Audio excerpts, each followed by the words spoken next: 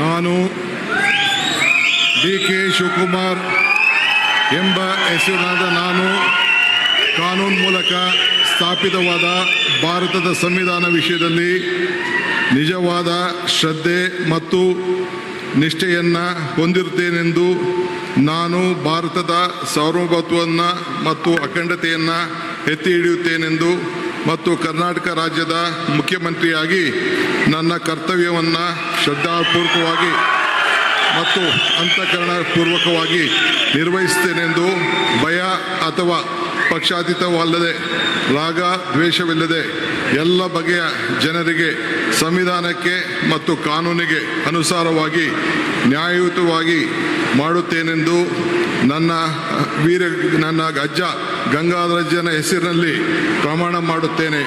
ಶ್ರದ್ಧಾಪೂರ್ವಕವಾಗಿ ಪ್ರತಿಜ್ಞೆಯನ್ನು ಮಾಡುತ್ತೇನೆ. D K Shivakumar ಅವರು ಮುಖ್ಯಮಂತ್ರಿಯಾಗಿ ಪದಗ್ರಹಣ ಮಾಡಿದ್ದಾರೆ. ರಾಜ್ಯದ ಎಲ್ಲಾ ಕೆಲಸಗಳು ಮುಂದೆ ಇನ್ನ ತುಂಬಾ ಚೆನ್ನಾಗಿ ನಡೆಯುತ್ತೆ. ಇನ್ನ 2 ವರ್ಷಗಳ ಹುತ್ತಿನ ಕೆಲಸಗಳನ್ನು ಮಾಡ್ತಾರೆ. ನೆಕ್ಸ್ಟ್ 2028ರಲ್ಲಿ ಡಿ ಕೆ ಶಿವಕುಮಾರ್ ಅವರೇ ಮುಖ್ಯಮಂತ್ರಿ ಆಗ್ತಾರೆ. ಇಂದು ನೆಲಮಂಗಲದ ವಿಧಾನಸೌಧದಲ್ಲಿ ಯೂತ್ ಕಾಂಗ್ರೆಸ್ ಕಡೆಯಿಂದ ಡಿ ಕೆ ಶಿವಕುಮಾರ್ ಅವರಿಗೆ ಹಾಲಿನ ಅಭಿಷೇಕ ಮಾಡಿದ್ದೇವೆ. Thank you. ಶಿವಕುಮಾರ್ ಅವರಿಗೆ ತುಂಬಾ ಒಳ್ಳೇದಾಗಲಿ, ರಾಜ್ಯಕ್ಕೆ ಒಳ್ಳೇದಾಗುತ್ತೆ ಮುಂದೆ. ಡಿ ಕೆ ಶಿವಕುಮಾರ್ ಅವರಿಗೆ ಜೈ. ಡಿ ಕೆ ಶಿವಕುಮಾರ್ ಅವರಿಗೆ ಇಂದಿನ ಮುಖ್ಯಮಂತ್ರಿ ಡಿ ಕೆ ಶಿವಕುಮಾರ್ ಅವರಿಗೆ ಜೈ.